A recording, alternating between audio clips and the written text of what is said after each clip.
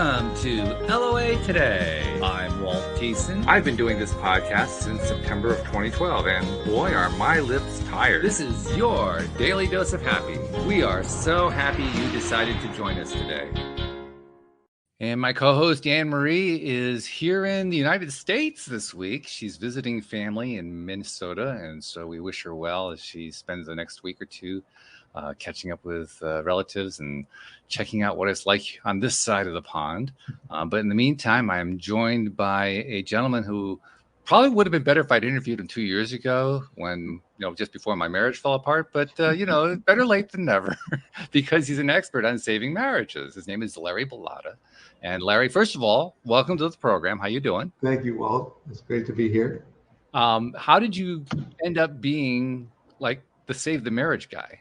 So being the Save the Marriage guy requires you to be in a terrible marriage, as you know. Well, actually, no, I wasn't in a terrible marriage. That's what it's so confusing about. But we'll talk about that. So when a marriage collapses, it can collapse as literal collapsing like divorcing, but it can also collapse the way mine did. And so my story is 27 years of a marriage made in hell. Mm-hmm. In the 28th year, I fell in love with my wife.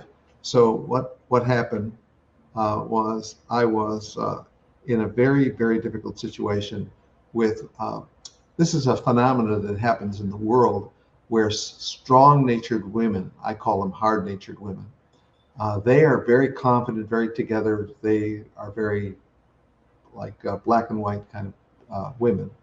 They marry a thing called soft-hearted men. And soft-hearted men, they don't even know who they are. But what they are is men who really care about relationships. They care about who likes them.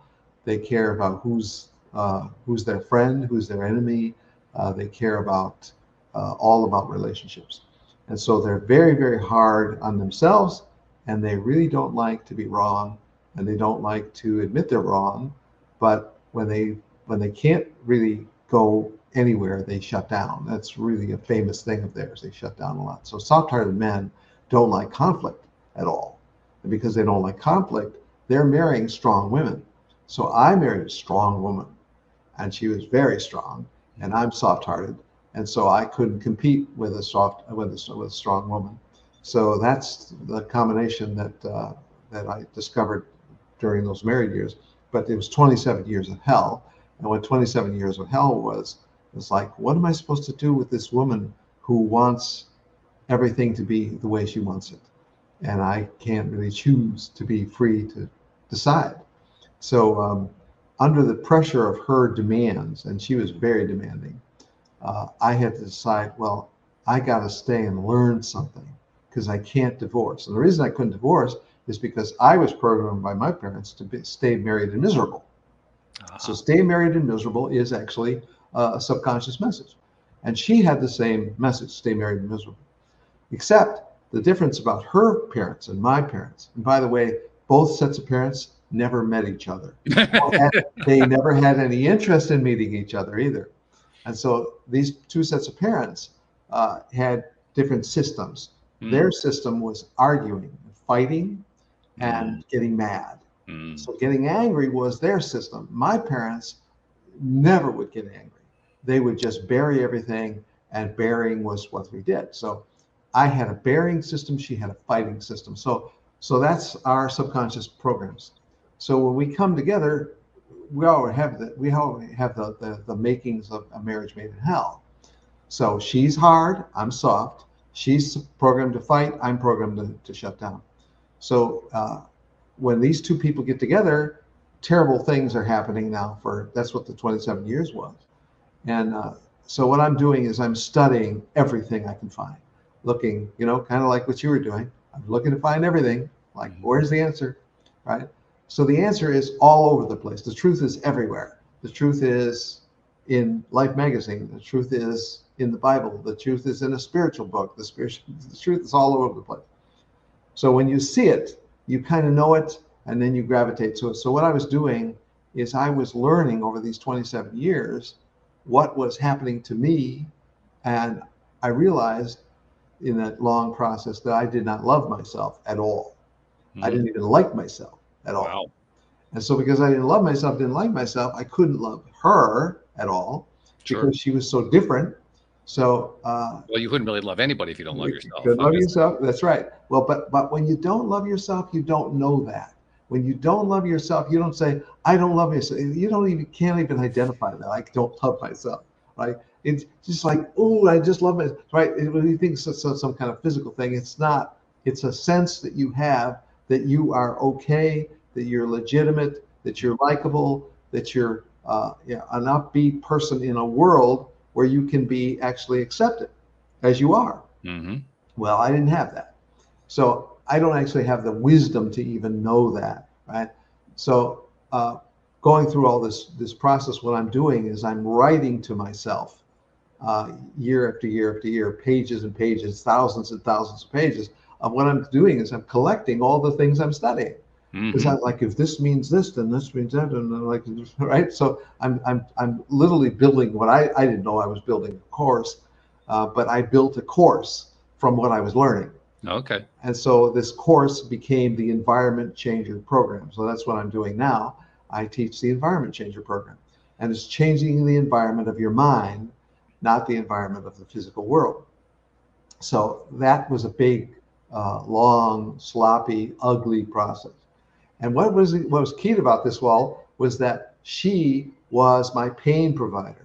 She supplied all the pain for me, all the rejection, all the criticism, all the blame, all the the you're wrong, you're stupid, all that stuff was there, so that I can start to find out who was I, right? So in other words, you're pelted with pellets while you're learning about who you are. And so as I'm starting to discover who I am, I realize I could love her. I could love the unlovable if I could get to where I'm going, which is starting to see myself in a different way. And so that's really what this course is about. This course is about getting out of your wrong mind and getting into your right mind.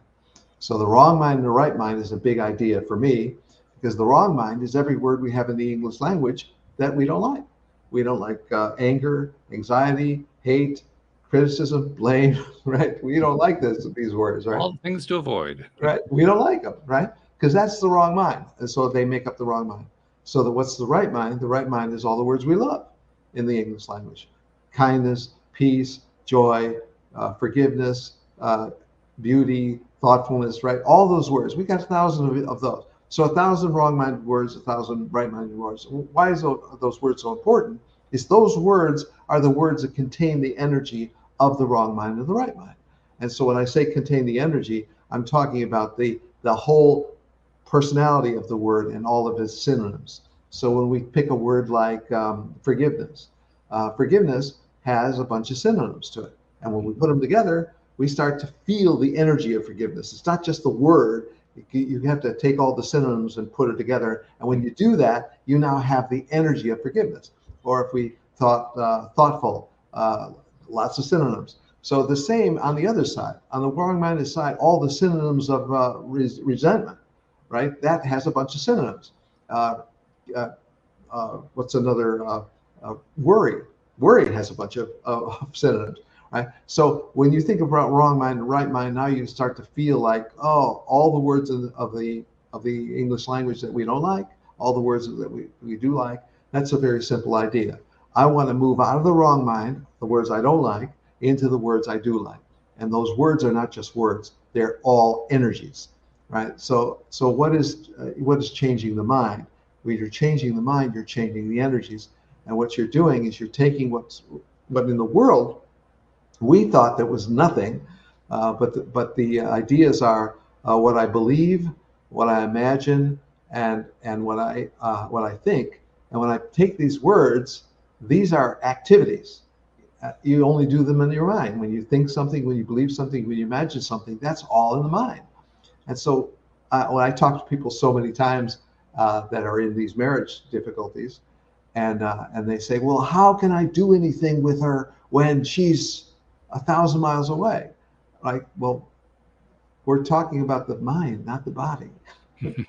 Well, why is he saying 1,000 miles away? Because the body is 1,000 miles away, and the body's 1,000 miles away. You can't see and talk to them. And so that's how they're thinking. They're thinking really physical. So I gotta make an adjustment for them.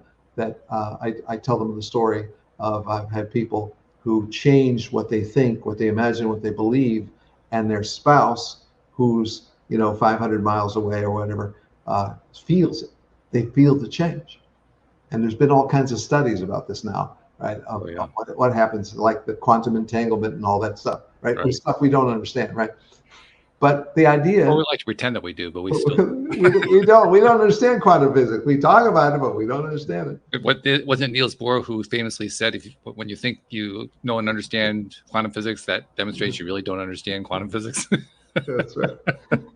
So as laymen, we love the ideas of concept, the interpretations of ideas of quantum physics, because we don't know the math. I know that, and we don't know all the how-tos of quantum physics, but the concepts of quantum physics are helpful in getting into the mind.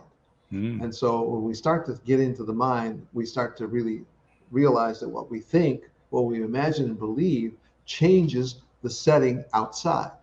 Because what we have inside is we have 3 dimensions. We have height, width, and depth. When we go out into the world, we have height, width, and depth. So we got 2 worlds, a world inside that can't be known other than imagination, and we got a world outside that can be seen with apparently what we think is as the 5 senses. So the 5 senses we think tells us everything, but it doesn't tell us anything at all. And what's going on inside really has amazing power, because we can't even comprehend what think, imagine, and believe can do. But that's really what I'm teaching right now is I'm teaching about what you think, imagine, and believe is the ability to get out of the wrong mind and into the right mind.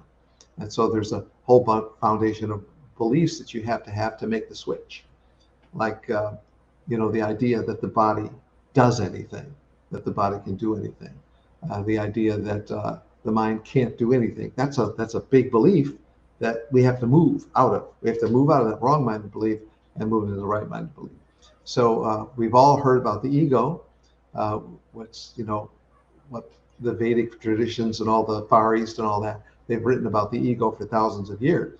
And so we know there's an ego, we just don't know what it is. So in my course, I teach that the ego is Freddy from Nightmare on Elm Street. So Freddy is the ego from Nightmare on Elm Street. So instead of the ego, which is a concept, we can't see a concept, but we can see Freddy. He's got the hat, he's got the gloves, he's got the red and green sweater, right? He's got the burned face, right? That's Freddy. And so you don't even have to see a movie of Nightmare on Elm Street to know that there's Freddy. And so when you start to visualize Freddy as the ego, suddenly, it's a doable thing. I can see this character doing this to me. So making me worry, making me anxious, making me fearful, making me paranoid. All these things, these are the wrong-minded words we don't like, right? So I'm teaching that there's a Freddy, and that's how we see our own problem. Our own problem is, when you say your problem is your own ego, you can't do anything with that. Like, that's a part of me. How could I be against that, right? How do I stop it? I can't do anything. Well, so, I actually take it a step further. I think it's actually foolish to malign the ego. To say, I really do. I think it's a mistake to say that the ego is, well, to use your example, to say that the ego is Freddy. Yes. And the reason I say that is the ego is our identity. That's what ego is. Ego is identity. That if you look up the root of the word, that's where it comes from. So when you're saying that Freddy is our identity, we're basically doing the one thing that you were pointing out earlier on that we're all very capable of doing: beating the crap out of ourselves. So when you're talking like that, you're talking very advanced. So when you say, we tend to be a little advanced around here. When you're talking about ego's identity, the people who come into my course, they come in off the street, as they say, and they come in with no knowledge or no awareness of anything, because they don't know, why am I doing what I'm doing? I don't know, why do I feel so negative? Why do I feel so, right? So they don't know any of this. So the reason I need to establish the Freddy character is until they have an enemy that they can separate from themselves, they really can't understand the ideas of the ego. They don't know what to do with it. So I have to establish this Freddy thing. And once I establish the Freddy thing, then they start to go, okay, so this is something inside me that I don't like. Okay, I start to get that idea. Well, why do you think that people are resistant in that way? Um, I think they're resistant because so much of what they're being told by their ego is that the world of problems is outside. It's in the physical world. It's in what somebody said. It's just what somebody did. It's what somebody thinks. It's what somebody, right? Like just I mean, we look about all the negativities of social media. That like the world is out there. It's a problem out there. And so because they're so gripped by the world out there, they have to get into the inside. And that's my inner illustration of what the ego is, which establishes a separation between themselves, which is the right mind, and the ego, which is the wrong mind. So, I'm thinking of when you said the ego is our friend, this book, Radical Forgiveness, Oh, Colin Tipping. So he establishes that the ego is your friend because it's here to create all kinds of problems for you so that you can learn and grow and become something like. But that's a very advanced idea with the people I work with. Interesting. I'm curious about the antecedents, I guess you might call them, behind the people that you work with and how they end up in that place. You described quite eloquently your own story about how you. I think you described your relationship to your wife really well, about how she was the strong, dominant, criticizing one. You were the soft, Yes. All that kind of thing. And I suspect there are quite a few people who fit into that category. One thing I am curious about, though, and maybe you can help shed some light from the perspective of the male in that kind of relationship. What is it, do you think? I mean, you said it was your upbringing, but I have a feeling it might be more than that. What is it that you think leads a male to decide that they're going to basically allow themselves to get beaten up by their spouse? Because I mean, if it were me, I mean, my relationship with my ex was quite different from the one that you described. We actually had a really good relationship for a number of years, and then for the last 2 years, our communication fell apart, and so we ended up drifting and breaking up. And there's a whole storyline that my audience knows about. But the one thing that would not have worked in my relationship with her is if she had tried to do to me what your wife was doing to you. I simply would not have put up with it.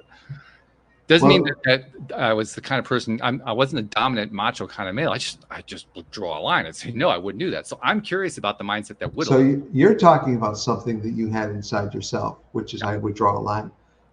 So you ask yourself, why would I draw that line?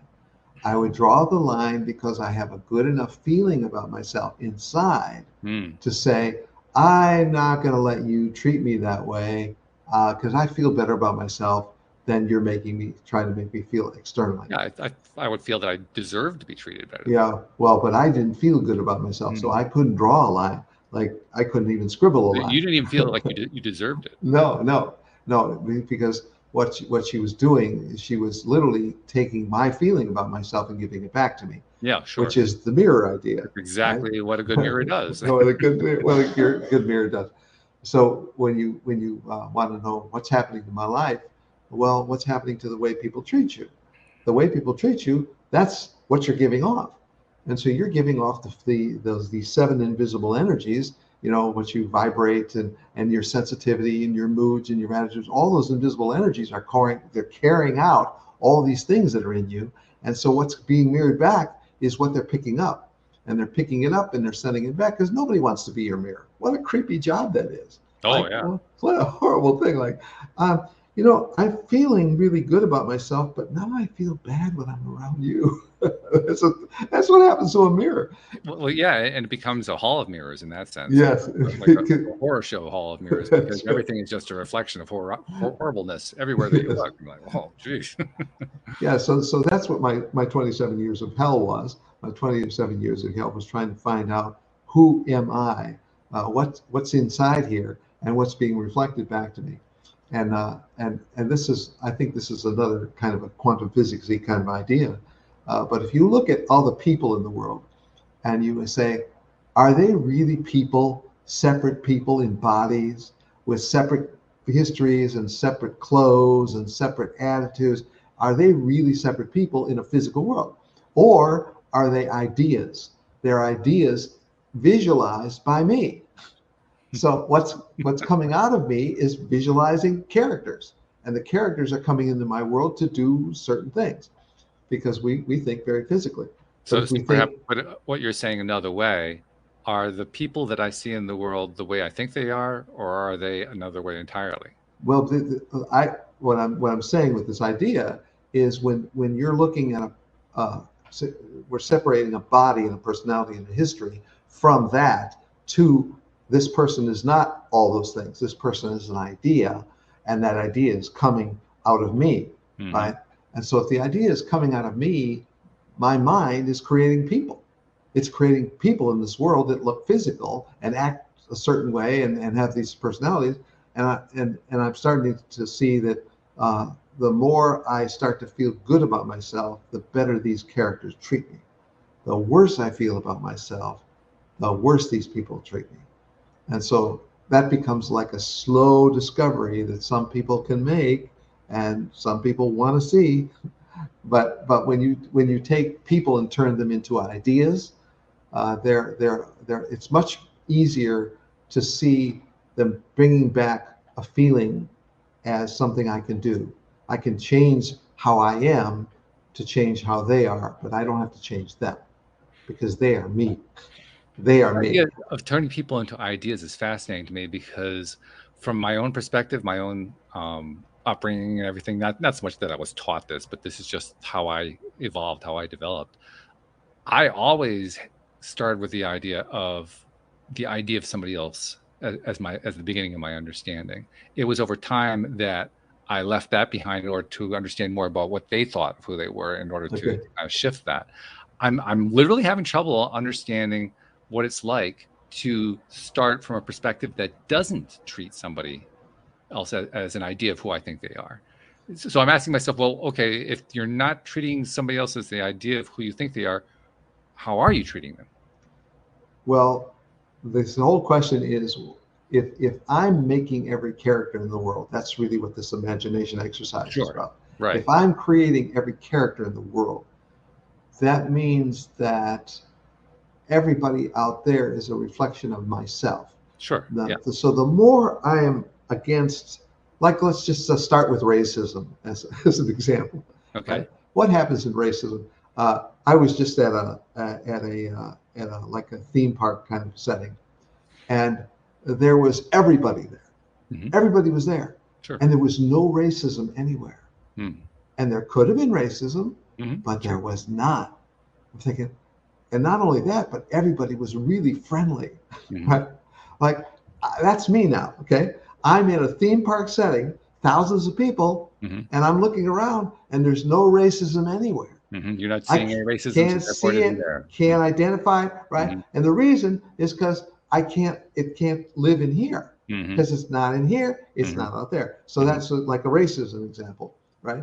So if I'm understanding what you're saying correctly, where someone comes from going through the experience that you did, you do have ideas about what you think the other person is like, but it sounds like your understanding of that shifts as time goes on. So now let's go from the racism, which is a global thing. Let's go down to I see a person in front of me at the theme park, and that person is really overweight, obese, and they're eating like obese food, right? Okay. Right.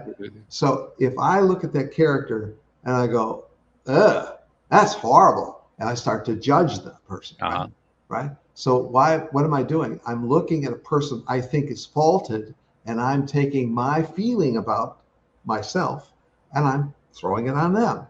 What they call projecting. Right? Yep. I'm throwing it onto them. Right. Or I see somebody that's really skinny, or really negative, or really a list of qualities. Right. Whatever I'm seeing out there, I'm seeing myself. Okay. Right? So the more I can love somebody I see, the more I'm loving myself. And so that was a big idea for me in my troubled marriage. When I'm looking at this character, I'm looking at myself. And the better I can feel about this character, the better I'm feeling about myself. And that became my test. of how I can proceed through the world of this world with Marcia, who was my wife of 40 years. She was the person who, like, I could test myself on how am I feeling about myself by the way I see her. Mm-hmm. Mm-hmm. So let me take a step back. I'm just trying to Okay. Create a framework to understand the perspective here. So if I've got this right, it sounds to me like you're talking about how you really always did have an idea of what other people were like. You were starting to come to conscious awareness of the fact that you had ideas about how people were like, and that in that awareness, you were also realizing that what you're really doing is creating in your mind what other people were like rather than knowing who they really were. In other words, you were superimposing your idea on them. And that realization was your basis for understanding how you projected. So if we go to the Freddie idea, Freddie is all about separation.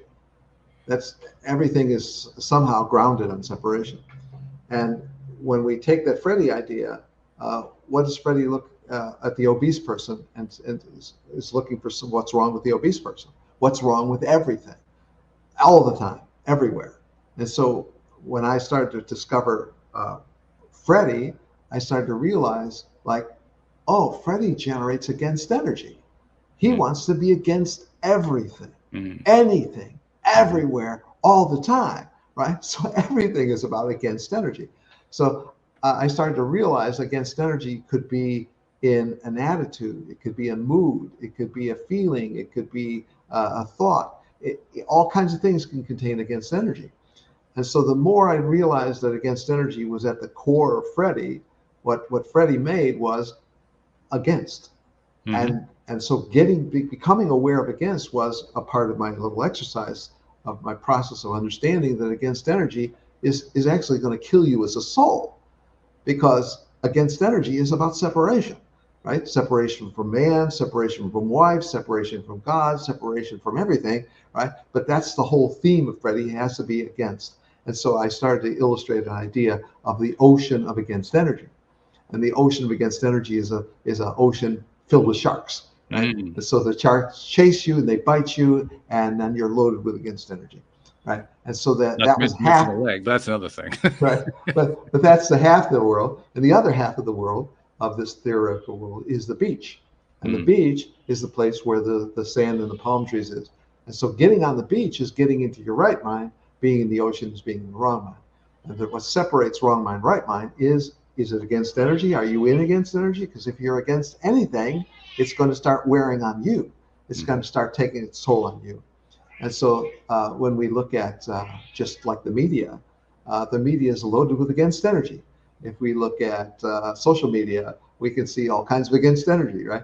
We look at right magazines, right? And we start to see against energy everywhere. So when we look at marriages generate against energy just by people's differences, you know? So I started to see my need for my removal of conflict, which I thought was a really good thing. But it turns out that when I see conflict, I don't even know how to make peace with conflict. I can't even see, there's nothing constructive. There's no road to take me to a constructive outcome. So that's how I could never really see my wife as a person who I can make peace with, because there was no peace in me because I had against energy in myself, which is stop it, don't attack me. You know, I'm afraid of this, I'm afraid of that, right? All those kinds of ideas were about, you know, kind of tearing me up and making me loaded with against energy. So the farther I got away from against energy, the more peaceful I became with everybody.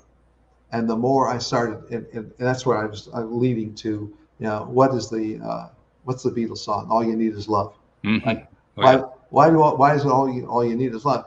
Because love is everything that undoes the ego, and the ego is like a defendable position, right? If I get into this place where I have identity and I'm separate from everything, I can be in a place where I could win everything, beat everything, solve everything, right? You know, all that. So, but that's his world. The world of Freddie is the world where I don't want to be, because that's really wrong-minded. So getting into the right mind is the whole idea that I could maybe get to the right mind if I start to think right-minded ideas. And that starts with the ideas about yourself. And so when you start to become a person who starts to realize my mirrors are telling me things about myself that I can't know. So if we think about it as like there's those concepts of like my mind is producing characters in my world, and these characters are supposed to teach me things, and they give me back stuff about myself. So they all are matching my inner energy, my inner feeling about myself, my inner level of against energy. All that they're showing that stuff to me. So if I'm like I was in that theme park example, um, if we think about all you need is love, what do I need in the theme park? Well, I need love for everybody that's at the theme park. If I need that level of love, I'm going to be a whole lot happier if I have that level of love than if I have just this is a dangerous world. I have to protect myself. I'm not safe. Right? All these ideas that people get in their childhoods, they get their subconscious filled with these kinds of ideas of separation and anger and resentment and all these things. So what they do is they fall in love. There's this temporary little gap of peace, and then they start to get their mother and their father start to come from their subconscious with those messages, and now they start to take them over. And I was really interested to see how people have the subconscious idea come up into the conscious, take them over. And when it takes them over, they become whoever gave them that. Like, my mother gave me this, my father gave me that. This is leading to a thought in my mind. I want to see how it ties in to the way you're looking at the world here. Because it's a theme that comes up a lot here on the show is the theme of victimhood. Yes. Being a victim, projecting victimhood, hanging on to victimhood, letting go of it, all that kind of thing. How does victimhood fit into this paradigm you're laying out? So I talked about against energy. So what's the foundation of the Freddy world? The wrong mind is against energy. If we take victim, what does victim say? Victim says, you hurt me and you're wrong and I don't deserve this. And I could actually continue to be a victim and be rewarded for it. And if I get really slick at this, I can be a victim and be looking pretty sharp because I could turn, like I had a thing I did with my wife in the early years. I would go to her family and for a visit. And then I would say, you know, Marcia doesn't let me have friends. Okay, so I didn't say it that way, but I hinted at I would have more friends if Marcia would allow me free time to go out and make friends, right? And so what they did is they turned on her, said, why don't you let Larry have friends? Right? So there was a lot of things like that where I was a victim. And it was paying me rewards because they were short-term rewards because they, you know, like I felt really good when her family turned on her and attacked her and didn't attack me. Yeah, well, it's a very important point because it's one of the reasons why people get stuck in victimhood is because there are payoffs for it. There are payoffs. We tend to kind of overlook that part, but it's true. There are a lot of payoffs to being a victim. Yeah. So when you're living like a victim, I say short-term rewards because after they said, why are you doing this to him? And that little 10-second reward of like, somebody's defending me, right? I got them to defend me from her, right? But after that, the ride back in the car, she punished me for doing this victim routine. And that's when I was not happy because now there's penalties for being a victim. Oh, yeah. So in the Freddy world, Freddy never does anything without a payment. He always extracts a payment somehow. It's the weirdest ways he gets a payment, but somehow he gets a payment. And so when you actually serve the ego, you always are going to pay a price for it, but it's not going to be a price that you're going to. So I like to say it as rewards and punishment. I call it the Freddy pharmacy. And so the Freddy pharmacy. Freddy what? What do you call it? The Freddy pharmacy. Pharmacy. Yeah, like a drug pharmacy. Yeah. Yeah. Okay. So there's defense drugs and there's attack drugs. So contempt would be an attack drug, or anger would be an attack drug. A defense drug would be worry, for instance. And so he gives you these drugs, and there's like a 10-second reward, and then there's a long penalty period where you have to be punished because guilt deserves punishment. So now I have to live in this Freddie pharmacy thing if I keep going back to the pharmacy to get this little high that I keep wanting to get. And that's what people are discovering slowly. It's not easy.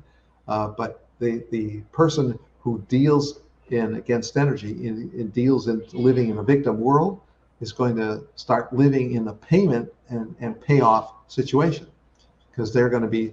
This is the value of home podcast. You can bring your cat. Self-heard. By the way, this is my wife, who's now deceased. This is the last cat in her cat empire. Oh, this my. is the last surviving cat. 28 cats. Wow. And this is the last surviving cat. 28. 28 cats. Oh my goodness! I thought 4 was a lot. Yeah. No, but she just kept taking them in. So that's the story behind this cat. This cat is the last surviving cat. So this cat contains no against energy. It contains what? No against energy. No against energy. Oh, okay. So can you hear me better with this microphone? I don't hear any difference. Oh, you don't hear it? Okay. Yeah. So that's good. All right. So when we're talking about victim energy, we're also talking about against energy. So they're kind of the same theory, only the victim comes with the payoff, and against energy is kind of a wide ranging set of penalties and heartaches and losses and so these things. So the whole idea of it takes one to heal a marriage, which is my like little banner message. It takes one because one person stops becoming a reactor and starts becoming a creator inside the relationship. Sure. So as a creator in the relationship, they're getting out of the wrong mind into the right mind. And so what they're inspired by is the idea that I could live in my right mind more and more and more, regardless of what my spouse does. And more because I have a vision that one day my spouse will say, I want to be like you. My spouse might say, my wife, my husband will say, I want to be like you. And that whole idea of inspiring a person to say, my spouse wants to be like me. How good a thing is that, right? Well, surprise when you hear it for the first time. Well, it's a kind of a vision that you have to have. That I'm not doing this. I'm not doing this change in myself because I want you to give me a payment. I want you to give me a kiss or a prize or a hug or sex. I don't want any of that. What I want is I want to know that I'm moving to my right mind because I'm getting happier. And as a result, you may one day say, I want to be like you. And it might come as a big surprise that you hear that, but that's a vision that you have in your mind. And that's why it takes one to heal a marriage. One person becomes a creator, and one person now literally causes change to happen in that other reactor. And so when we think about, I got a creator, I got a reactor. And so the reactor is reacting to everything. All the energies, all the moods, all the attitudes, all the frequencies, vibrations, all of it's going out all the time. And so it's all going out that my reactor is going to react to it. And so what I need to do is I need to get to my right mind, not because I want my spouse to do anything. And I got to get clear on that. But I really am doing it because I need to get to happy. And the wrong mind doesn't have any happiness in it. There's no love in the wrong mind. The love is in the right mind. And that's really where I get to the Beatles, all you need is love. I'm curious about something. And let me give you a little background to explain why I'm curious about it. I was, in my earlier years, I was a very quiet person, but I was also very political and very opposition oriented, the way you were describing. Okay. I was in that against energy. One of the ways that I would express that was to essentially be rejective. In other words, if you didn't fit my paradigm, you didn't fit in my world, which made for a very small world, I might add. Not surprisingly, that's funny how these things work out. Yeah. But I mentioned this because as you're talking about the understanding that we're developing here and the understanding that you're transmitting to others, it occurs to me that what you're describing goes beyond the idea of ego, of self. It gets into the realm of, for lack of a better term, epigenetics. Okay. The idea, like you were referring to it earlier, the idea of, well, are we all really connected, or are we all, just individuals that are not connected in any way? What I ultimately was able to come to grips with was the idea, well, we're interconnected and we're individuals. But in order to get there, I had to go through a lot of personal growth. I had to become accepting of my ways, of myself in ways that I hadn't done before, which is in line with what you're talking about. But I also had to do something that I already knew how to do to the nth degree. In other words, I was always a good listener, but I had to become a really good listener. I had to become a listener way beyond where I had been before. I mean, it's one of the things you do when you're a podcast host. You listen a lot. You hear a lot of stories. You hear people telling you their life story about what they went through, what they experienced, what they learned from it, and so forth, which is great. And you can do a lot of learning that way. But ultimately, you have to learn how to listen way beyond the kind of listening you were willing to do before.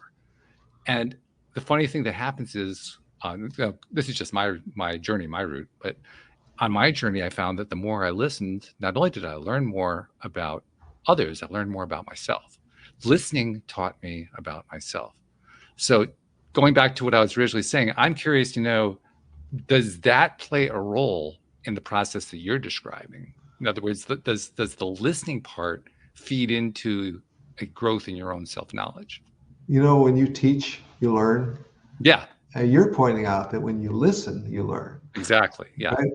Because what is happening when you're listening to what they're saying, you're bringing these ideas in.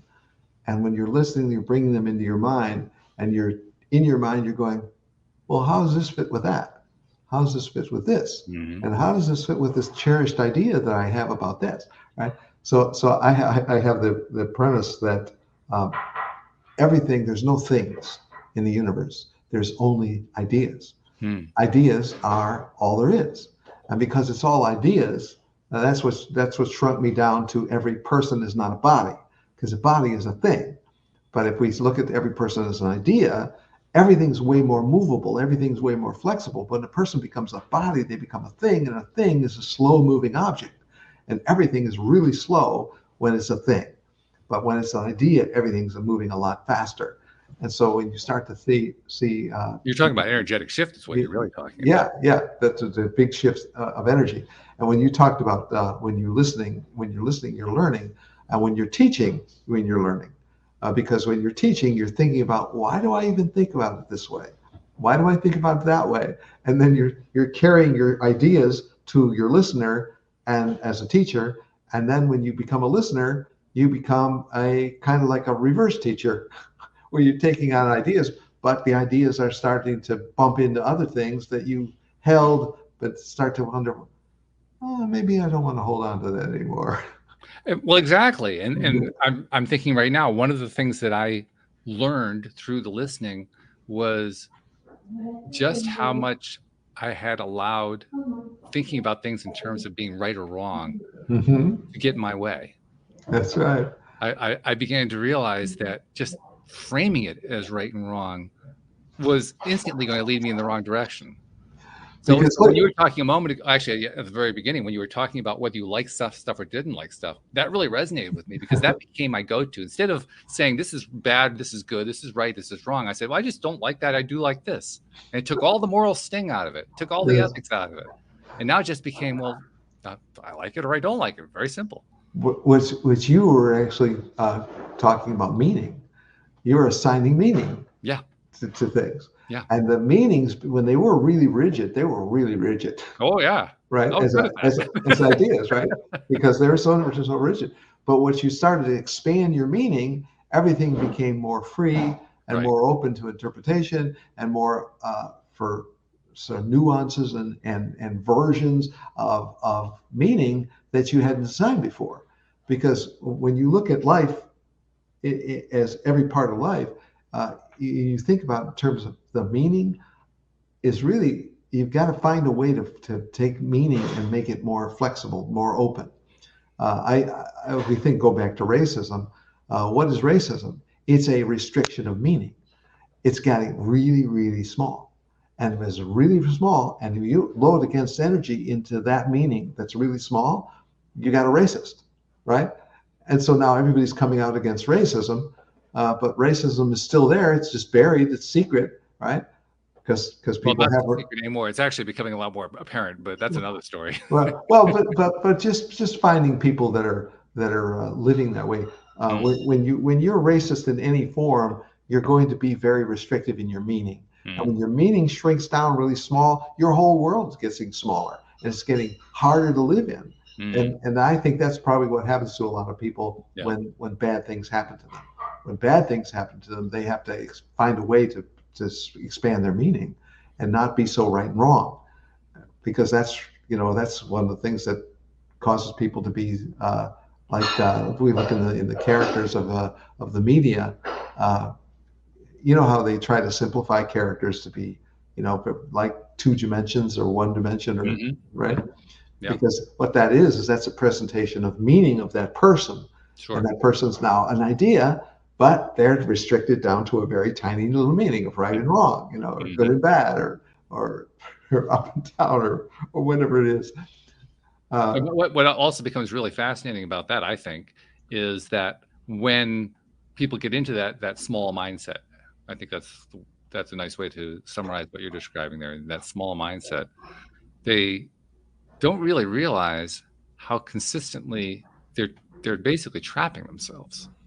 They're putting themselves in a place where they can never win. But that takes a big picture interpretation to see that they can't win. It does. Yeah. But when you shrink down the meanings really small, like that's my enemy, this is my friend, that person's going to give me something, that person's not going to give me something. That's a real small shrinking down of meaning. It is, yeah. Yeah, and so that's why I had to expand everything out until I was expanding out. Like, a person is not a body. A person is an idea, and so this is a world of ideas. So everything exists here because of ideas. Like anything that exists anywhere was an idea. It wasn't a thing. Well, let me ask you one other thing here, because I understand where you're going. I get the gist of it. I want to see how this other concept fits into it.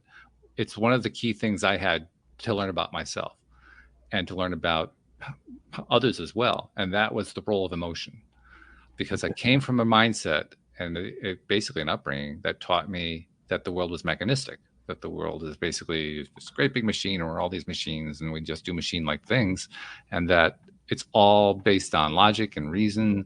And if you can master that, you will master the world. Newton's law. By the way, what's that? Newton's law. The Newton's law, right? Yeah, it's the Newton approach, right? And which, by the way, is exactly why my business collapsed in 2008. But that's another story. The bottom line, though, is that I had to come to grips. I had to come to terms with the emotional side of things, and to really come to understand that the universe is essentially an emotional universe. So I'm curious to know, how does this tie into the model that you're talking about?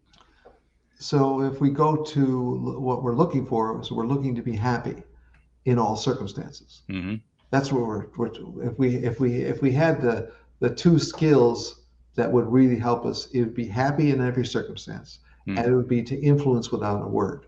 If we can be happy in every circumstance, if we can influence without saying a word, that would be a really good way to say, I'm in a much better world now, because I can be happy in any circumstance. That means every condition that is attracted to me, law of attraction, every condition that's attracted to me, I'm happy with.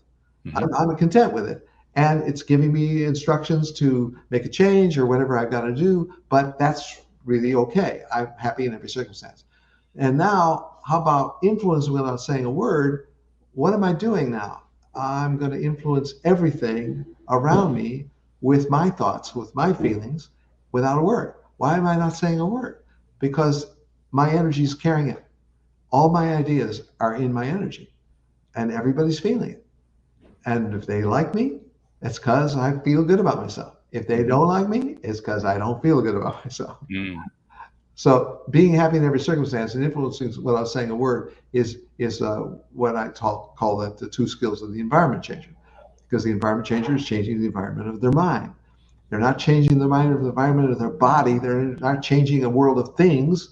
What are all these things? Why did all these things exist? Because they were all ideas, and now they're, what are we doing? We're taking the quantum physics idea of this little atom, which has got these massive spaces in it, and our brains are taking all these atoms and turning it into things, right? So we're seeing everything as a thing because the atoms are moving slow enough or fast enough. How's that go in quantum physics? I think depends which side of quantum physics you're looking at. But if it's wave based, then you got speed involved. If it's quantum based, you don't have any speed going on. So that's way you want to look at it. That's right. So yeah, it's waves and particles. That's right. But what we're trying to do is we're trying to because we're in this world we think is a world of things, and it really needs to be in a world of ideas. And the more we can move to a world of ideas, the more we can be in this place where I'm going to be happy in every circumstance, and I'm going to influence without saying a word. And so the reasons, like I'm the marriage guy, right? Why am I anchored in marriage? I'm anchored in marriage because my life is about a 40-year marriage. That's my big chunk of my learning. Mm-hmm. And so with that big chunk of learning, what am I doing here? Because people say, you should expand these ideas to other things. Okay. I don't know other things. I don't know addiction. I don't know alcoholism. I don't know all that. I don't know those things. I know marriage. So if somebody's going to find me, they're going to find me through marriage. Well, that actually raises an interesting point that I should probably bring up before we run out of time, because it's an important one.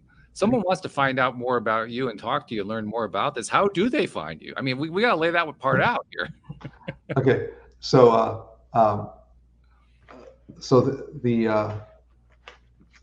the LarryBilotta.com site contains kind of like a presentation of my ideas. So they can find me there, and they can find the ideas that I'm presenting there, and they can also find You Can Save This Marriage.com. So You Can Save This Marriage is like a total marriage base, where Larry Bilotta is just like all my ideas. So okay. So like I have a midlife crisis theme. I beat the drum about the midlife crisis. So because midlife crisis is like a mysterious thing that people say, oh, it's a time in your life when things are you're going to interpret them differently and all that. So I've got a premise about midlife crisis that not a lot of people agree with, but some people who have midlife crisis, and that's the people who are attracted to me. They're in a midlife crisis, and every time I talk to them, they're always in a midlife crisis with a person who's raised low on the chaos to purpose scale. And so the chaos to purpose scale is 10 to 0. And so 10, 9, 8, that's purpose. 7, 6, 5, that's the twilight zone where the parents don't really raise you, they don't teach you. And then 5 to 0 is chaos. That's abandonment, abuse, and neglect. So every time I've been doing this for 15 years. I've been asking for people on the scale. Tell me where you are on the scale. And so I'm talking to a stayer, a person who's staying in the marriage. Mm-hmm. I'm not talking to the leaver who wants to run away. I'm talking to the stayer. Mm-hmm. So the stayer is telling me about the leaver, right? And I'm saying, so tell me where you were raised on the scale 10 to 0.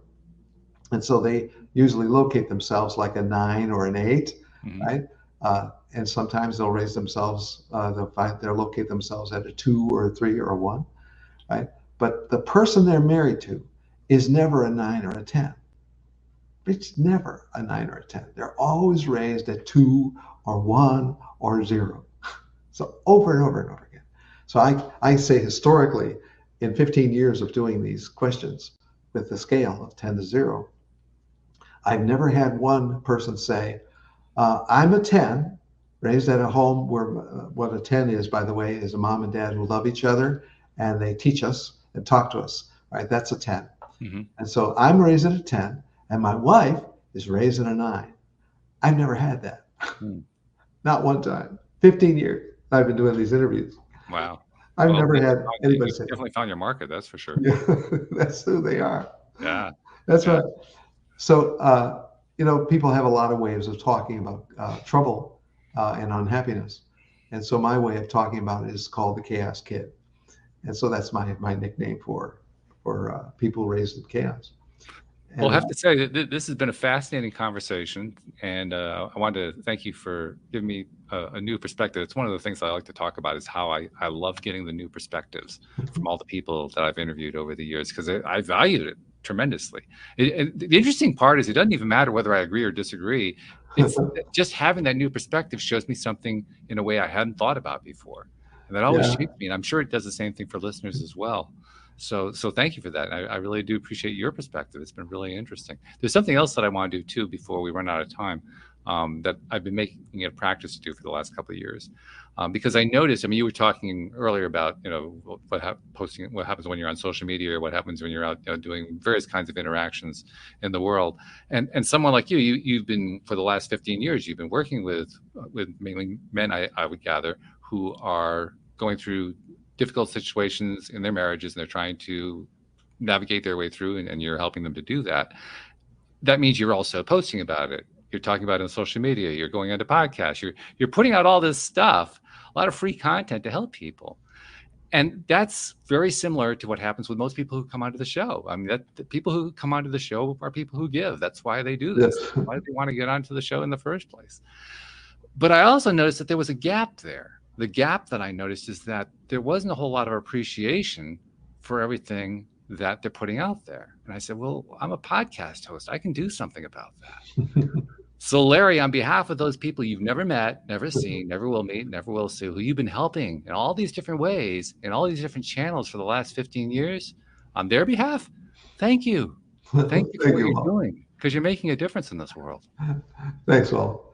And I think I feel like nobody's hearing. And so when you're saying that kind of appreciation for me, I'm thinking, oh, maybe somebody's hearing. Yeah, they are. Just because that's the thing I noticed. Just because we don't hear from somebody doesn't mean that they aren't hearing it. Yes. Yeah. Because that's that idea, like you said before. We have this idea of this other person, but the idea doesn't necessarily match what's actually going on in that person's head. I may be thinking that person over there is thinking to himself about how he doesn't like the weather and he thinks it's going to rain and so forth. And what he's thinking about is, I am so hungry. I need to get something to eat. Completely different topic.